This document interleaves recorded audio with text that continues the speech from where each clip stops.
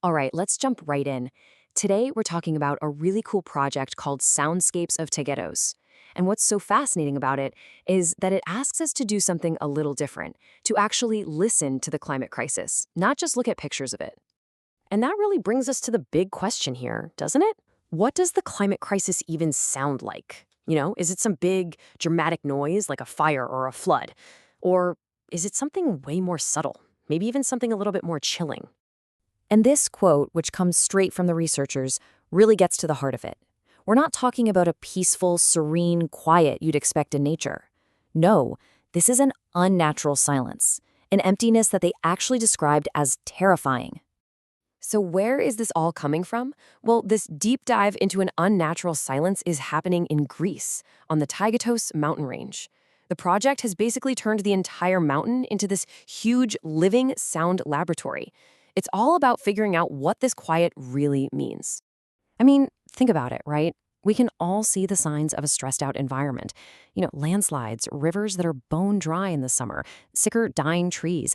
But this project asks a totally different question. What do those things sound like? Every single one of those visible changes has an acoustic echo, a sound signature that we almost always just ignore. Okay, so how do you even start to understand these sounds? Or, for that matter, the lack of sound? Well, the project gives educators and students a pretty amazing toolkit to help them decode the landscape. Let's break down the core ideas. The first big concept is sound literacy. And honestly, the best way to get it is to think of it like learning a whole new language. You stop just hearing random noises and you start to understand their meaning, their context, kind of like learning grammar. You learn to actually read the environment by asking, hey, why is it so quiet here but not over there? Or what does the sound of those specific leaves mean?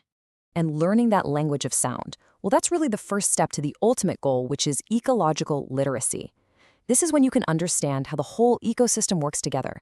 And you realize that every little thing, every single change, leaves its own unique acoustic footprint. And this is what's so brilliant about the whole thing. The project's real genius is that it moves climate change away from being just abstract numbers on a chart. It uses our most basic sense, hearing, to make this huge, overwhelming crisis into something we can physically feel and perceive. It makes it tangible.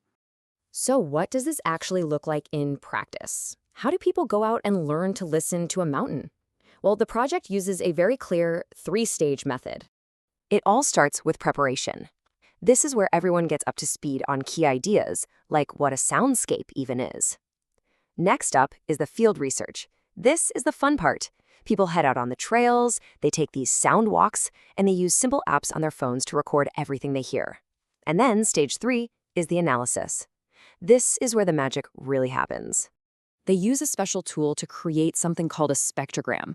The best way to picture it is like taking a photograph of a sound, seriously. It turns all that audio data into a picture so you can see all the frequencies and patterns.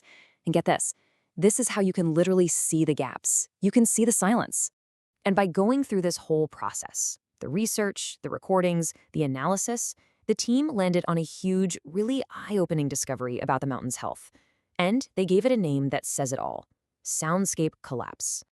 So what exactly is a soundscape collapse? Okay, imagine a full orchestra playing this beautiful, complex piece of music. Now, imagine the violins just stop playing. Then the trumpets go silent. Then the percussion. The music doesn't just get quieter.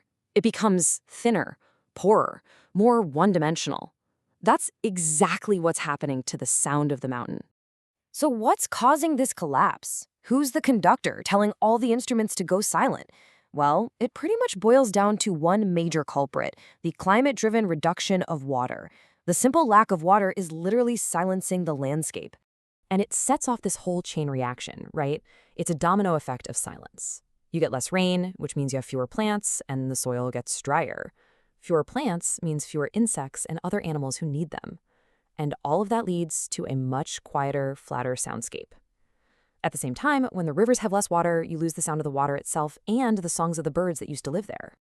And look, this isn't just some theory. This collapse is being measured and recorded in real time. They're seeing a massive difference in sounds between a wet winter and a dry summer now. And year after year, the overall soundscape just gets poorer and quieter. The researchers use a perfect analogy for it. It's like a battery that's just slowly running out of juice. So, what's the big takeaway here? This isn't just about documenting the sad story of one mountain in Greece. The real power of this project is that it gives all of us a method, a new kind of lens that we can use to listen to our own worlds. You can think of this whole approach as a new tool in your toolbox. Maybe call it an acoustic microscope. It's something you can use to examine the health of your own backyard, or your local park, or that little patch of woods down the street. It teaches you how to listen for the changes that are happening right under your nose. And that really leaves us with one final, and I think pretty powerful thought. If you just paused right now, wherever you are, and you just listened, really listened carefully to your environment, what story would its sounds tell you? What would you hear?